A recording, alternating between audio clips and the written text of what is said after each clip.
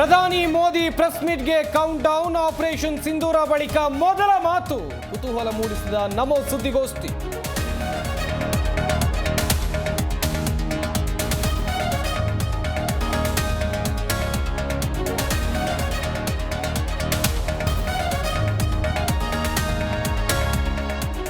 ಎರಡೂ ರಾಷ್ಟ್ರಗಳ ಡಿಜಿಎಂಒ ಸಭೆ ಮುಕ್ತಾಯ. ಹಾಟ್ಲೈನ್ ಮೂಲಕ ನಡೆದ ಮಹತ್ವದ ಸಭೆ.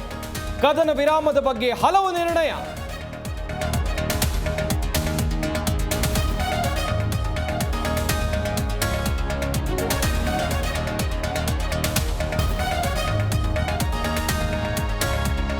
ಸರ್ಕಾರ ಏನೇ ಆಕ್ಷನ್ ತಗೊಂಡ್ರೂ ನಮ್ಮ ಬೆಂಬಲವಿದೆ. ಸರ್ವಪಕ್ಷ ಸಭೆ ಕರೆಯೋಕೆ ಪ್ರಧಾನಿ ಮೋದಿಗೆ ಪತ್ರ. ಎಐಸಿಸಿ ಅಧ್ಯಕ್ಷ ಮಲ್ಲಿಕಾರ್ಜುನ್ ಖರ್ಗೆ ಹೇಳಿಕೆ.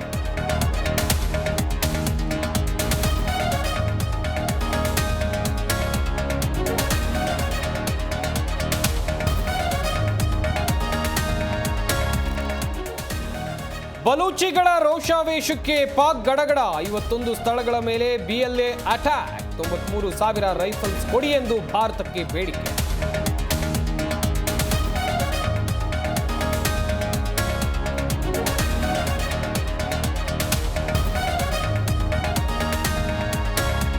ಕೆಳಗಡೆ ಬಿದ್ರೂ ಮೀಸೆ ಮಣ್ಣಾಗ್ಲಿಲ್ಲ. ಪಾಕ್ ವಿಕ್ಟರಿ ಎಂದು ಶಾಹಿದ್ ಅಫ್ರಿದಿ ಮೆರವಣಿಗೆ. ಮಾಜಿ ಕ್ರಿಕೆಟಿಗನ ಭಂಡತನಕ್ಕೆ ಆಕ್ರೋಶ.